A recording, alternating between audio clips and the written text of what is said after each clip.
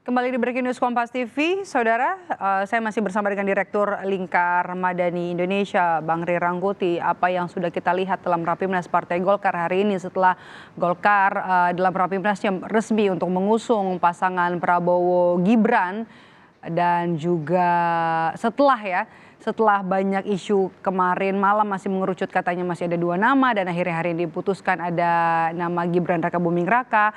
Kalau kita lihat dari kemungkinan 3 pasangan ini ya, kalau yang sudah resmi kan pasti Ganjar Mahfud, kemudian juga Anies Imin.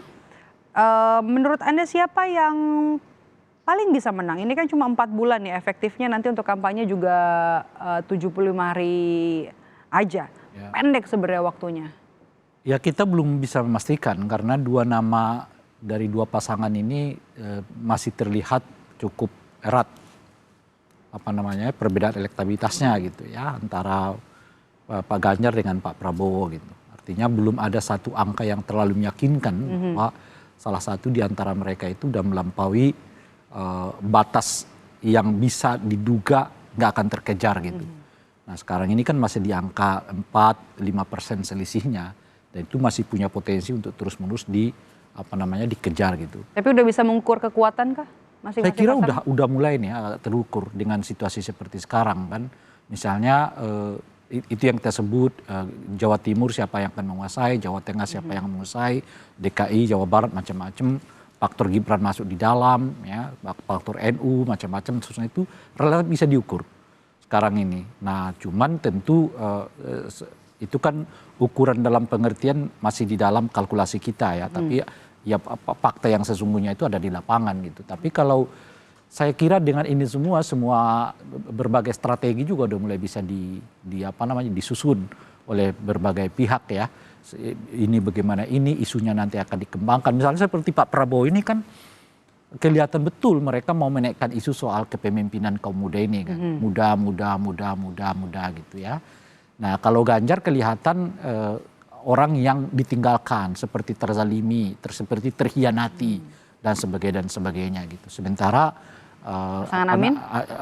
Anies sama pasangan Amin ya, pasangan Amin itu seolah-olah nggak terlalu mau terlibat dengan konstelasi itu, tapi mereka mau jalan sendiri dan seterusnya itu. Jadi semuanya kelihatan udah mulai ada polanya masing-masing ya, pola yang saling mengejarnya. Cuman kalau kita lihat secara umum, memang yang kelihatan sekarang head to head itu yang agak keras ya Ganjar sama dengan Pak Prabowo. Sementara Amin bisa tetap di luar ya, mencermati dan mengelola sendiri apa yang mereka mau kerjakan dan seterusnya gitu. Nah padahal menurut saya sih ketiga-tiganya ini beririsan gitu. Nggak bisa saling pisah-pemisah gitu. Artinya misalnya begini, kalau dilihat dari berbagai hasil survei, sebagian besar pemilihnya Anies Baswedan itu nanti akan ke Pak Prabowo gitu. Jadi kenaikan elektabilitas Pak Prabowo umumnya turut dengan turunnya elektabilitas Anies Baswedan gitu. Artinya Anies Baswedan itu sebetulnya lebih bisa head to head dengan Pak Prabowo dibandingkan dengan Ganjar Pranowo. Sebab pemilih Ganjar itu mayoritas nggak akan ke Anies Baswedan gitu. Nah sementara kalau misalnya Pak Prabowo tidak ada, mayoritas pemilihnya Pak Prabowo itu akan ke Anies Baswedan. Jadi tanda kutip gitu, kalau dilihat dari sini yang bisa jalan sendiri nanti sebetulnya Ganjar gitu. Sementara Anies dengan Pak Prabowo itu saling tarik menarik pemilih gitu. Kadang milih ke sini, kadang milih ke sini. Yang lolos sendirian ini mestinya adalah Ganjar Pranowo gitu. Nah yang menarik tapi di lapangannya nggak begitu yang terjadi gitu. Di lapangan yang begitu terjadi head to headnya kelihatan Ganjar sama dengan Pak Prabowo. Aniesnya yang kelihatan mau jalan sendiri gitu kira-kira. Karena sebenarnya tarik menarik suaranya ini antara Pak Prabowo dengan Anies Baswedan gitu. Di lapangannya kan gitu. Karena itu tadi irisan antara pemilih Anies dengan pemilih Pak Prabowo itu tinggi sekali gitu. Jadi kalau Pak Prabowo nggak masuk, mayoritas pemilih Pak Prabowo ke Anies Baswedan.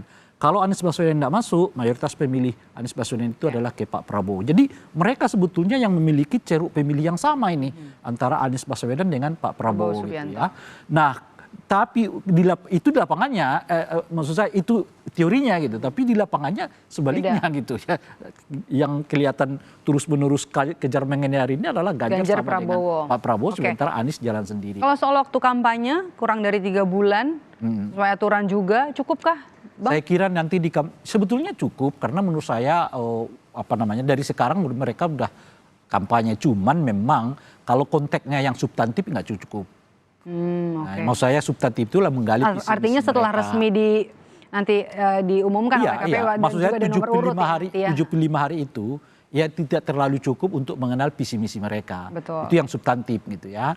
Tapi kalau untuk sekarang menaikkan citra mereka, sosialisasi diri, macam-macam, toh dari sekarang juga udah mereka melakukan. Nah cuma kita nggak punya waktu yang cukup, hanya 75 hari untuk kenal apa sih ini mereka. Makanya jauh-jauh hari selalu saya mengatakan ini calon presiden ini mulailah bicara tentang hal-hal yang substansial. Misalnya begini, apa sikap mereka terhadap kasus Rempang? Misalnya begitu kan. Nah sekarang apa sikap mereka terhadap IKN? Misalnya begitu. Apa sikap mereka terhadap institusi kepolisian? Mestinya dari sekarang mereka mulai membicarakan itu. Nah ini kan masing-masing orang seperti menghindar dari isu-isu aktual, lalu mencitrakan dirinya dengan persoalan-persoalan yang sebetulnya tidak menggambarkan apa yang kita inginkan kalau mereka berkuasa gitu. Nah, baru itu kita kenal itu 75 hari itu. Tapi bukankah seperti itu selama ini model kampanyenya yang makanya kan ini yang harus kita dorong supaya ada lebih terhadap penguatan substansialitas demokrasi. Sebab kalau mereka nanti udah berbicara tentang visi misi yang tertulis, yakinlah semuanya bagus. Nggak ada yang nggak bagus. Yang jadi masalah itu sebetulnya adalah di elemen teknis dan ketika visi misi itu dipaktualkan dengan kejadian-kejadian yang terjadi. Misalnya kalau di visi misinya kita setuju dengan pembangunan yang berwawasan lingkungan. Tapi ketika dihubungkan dengan kasus yang terjadi yang kemarin Rempang itu, mereka diam. Nggak ada kelihatan apa ini mereka, isunya mereka dan sebagainya gitu. Jadi yang di atas kertas ini semuanya kelihatan akan sangat bagus gitu, tapi mereka nggak akan masuk ke isu-isu yang lebih praktis, yang lebih faktual, yang lebih ada hubungannya dengan ini gitu. Itu satu. Nah yang kedua, yang menarik nanti dari kampanye formal ini adalah di debatnya gitu. Ya. Kalau kita belajar dari Pilkada DKI, belajar dari pemilu 2019 yang lalu, jangan berpikir bahwa debat itu tidak menimbulkan efek elektoral. Itu sangat potensial menimbulkan efek elektoral. Kita masih ingat di Pilkada DKI Jakarta, ada calon kepala daerah yang awalnya begitu heboh karena dianggap punya saing yang kuat gitu. Tapi begitu masuk ke level debat itu, setiap debat dia malah mengalami penurunan. Penting apa poin-poin yang disampaikan oleh masing-masing kandidat? Bukan hanya poin, tapi cara dia menjawab, antara pertanyaan dengan jawaban dia, apakah ada konektivitas, macam-macam dan seterusnya itu gitu. Nah oleh karena itu akan sangat menarik nanti akan melihat 3 pasangan calon presiden ini di waktu debat dan saya kira itu akan menyumbang bagi kenaikan atau penurunan elektabilitas mereka. Gitu. Satu lagi pertanyaan menunggu juga hari Senin besok soal gugatan batas maksimal. Oh iya, ya. Pres. Cuman kalau kita belajar dari MK menolak permohonan 40 jadi 35, ya mestinya mereka ini juga akan tolak. Karena ya itu bagian dari open legal policy. Nanti akan diserahkan kepada DPR untuk membahasnya. Apakah diperkenankan orang yang melebihi batas usia 75 tahun misalnya masih tetap bisa dicalonkan sebagai calon presiden. Okay. Nah, besar kemungkinan putusan MK di hari Senin depan atau lusa saya kira akan menolak permohonan itu gitu. Banyak yang bisa dilihat terutama nanti langkah-langkah ke depannya setelah ini kan juga pastinya dinanti ya. Sebetulnya yang menurut saya yang boleh jadi perlu perhatian kita itu adalah soal kan putusan MK ini belum sempat direvisi oleh KPU. Nah, mestinya dan lazimnya putusan MK itu kemudian akan mengubah PKPU yang sudah ada. Jadi sekarang kalau kita cek di PKPU belum ada ketentuan bahwa mereka yang menduduki jabatan atau kepala mereka daerah yang telah dan sedang menduduki jabatan pejabat negara yang bersifat elected gitu atau kepala daerah itu dapat dicalonkan sebagai calon wakil presiden. itu Harus nunggu itu dulu berarti bukan, ya? di PKPU yang sekarang belum ada tuh. Belum ada. Jadi kalau kita lihat langkah KPU itu kan mengedarkan surat semacam surat edaran, apalah namanya saya lupa, yang memberitahu kepada semua partai-partai politik akan ketentuan Mahkamah Konstitusi. Nah saya khawatir ini akan dipersoalkan orang nanti.